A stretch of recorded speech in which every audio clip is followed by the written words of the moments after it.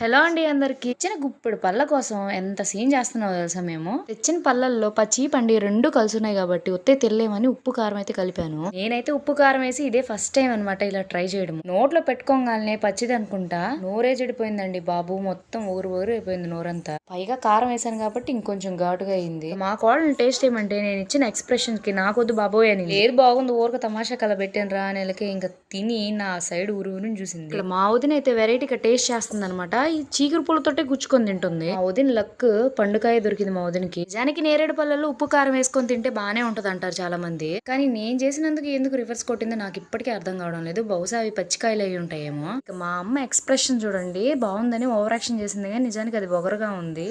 ఇలా వద్దులే అని మళ్ళీ వాటిని అయితే కడిగాము 2 సార్లు. ఈసారి పండు అని ఏరుకొని తినేసాము. అదంతా సరే గాని ఎండలో తిరిగినందుకు నా మొహం అయితే ట్యాన్ అయిపోయింది ఫుల్ గా. ఈసారి ఇలాంటి ప్రయోగాలు చేయకుండా నాకైతే బుద్ధి వచ్చింది. మీరైతే సబ్స్క్రైబ్ చేసుకోండి.